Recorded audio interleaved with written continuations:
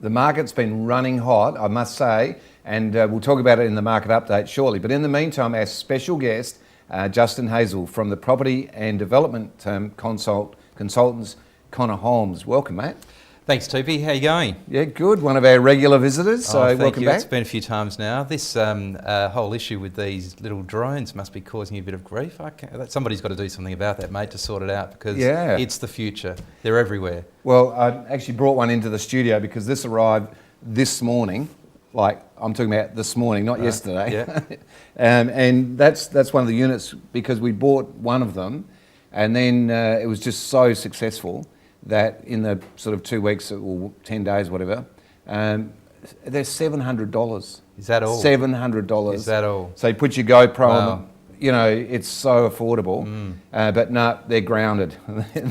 They're on the ground. We've got to get pilot's license. So. Okay, we'll work through the red tape, mate, and get the right outcome. Yeah, but they've been really good.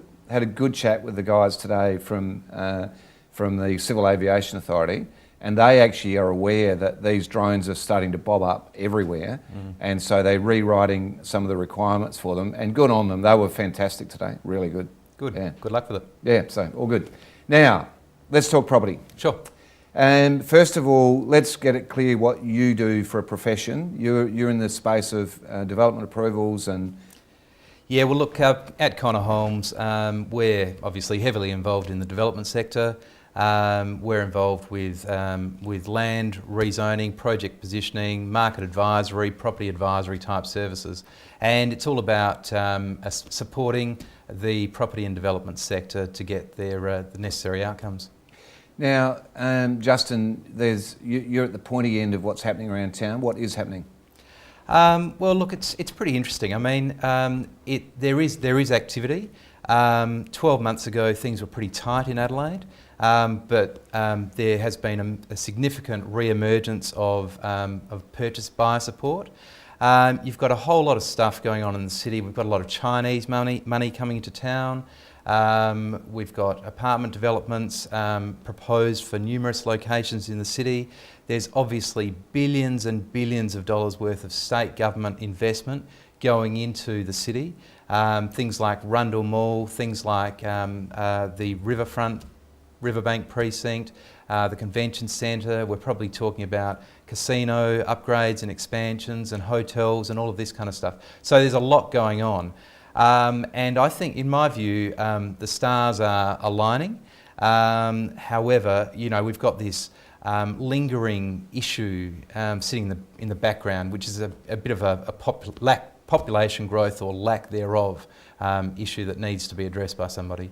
So Justin, we'll get back to population growth in a minute, but just let's rewind a little bit. Yep. Will the casino development and will the Torrens Riverbank project, all of those upgrades definitely going ahead?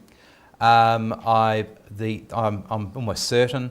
I'm certain that the Riverbank precinct's going to go ahead. Obviously, you've got Adelaide Oval under construction at the moment, due for completion first quarter of 2014. How exciting is that? Oh, look, it's fantastic. I was down at Amy last weekend. Just while we're on that, yeah. Let's talk about that for a sec. Sure. Who won? Well, I think it was Port, wasn't it? Oh, I can't wait, mate. They are looking really good. Sorry, yeah, no, they're looking just got good. Deflected, but 3 out of 3. It's a great start. Yeah. Yeah. But yeah, okay. Back to real estate. So, I think the Adelaide Oval upgrade's a bit of a deal changer for the city. Yeah. I mean, I think it's just going to make the city such a desirable place to live. I think it's going to inject this new life that Adelaide hasn't seen for probably 50 years. I mean, if you go back 5 decades, I think there were probably around about 50 or so thousand people living in the city.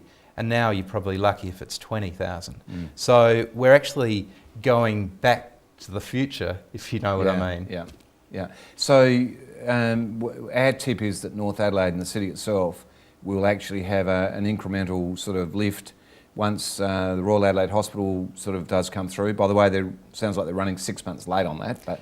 Yeah, I only heard about that this morning. That's disappointing, but you know, I don't think it's the end of the world. No, it's not a train smash. But the thing is, with the Royal Adelaide Hospital, the research centre, the redevelopment of the precinct, and if let's say these other developments go ahead, plus all of the buzz and activity around the Adelaide Oval, it would seem improbable to me that the city and North Adelaide won't go for an exponential rise in popularity, which will ultimately present itself, as either firming or, higher prices for the properties.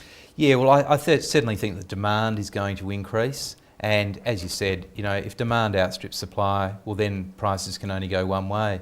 And I think that there will be some new supply that will be brought on to try to address that increase in demand, but it will probably be a lag. So I wouldn't be surprised if demand overshoots supply, at least in the short term. Now let's just talk about population. You touched on it. I know it's a hot topic for you. And without demand, prices either are non-sustainable or there's certainly no inflationary trends, but may even not be sustainable. The population or lack of growth in South Australia is a big issue, isn't it? Oh, look, it is. If you go back a couple of years, we actually had some pretty good population growth figures coming through. Not outstanding, but they were solid. They were solid. Yeah. In the last couple of years, West Australia has obviously achieved regional migration status. So that means that when people are coming in, it's just as easy for them to go to Perth as it is to go to South Australia. So that's actually had an adverse impact on the volumes of people that are coming in here. I think we're currently running at about 8,000 people per year, thereabouts, out of 1.6 million. Pretty much nothing. It's 0.5%. It's not enough. It needs to double at least in order to create a more vibrant, energetic, sustainable, place for everybody.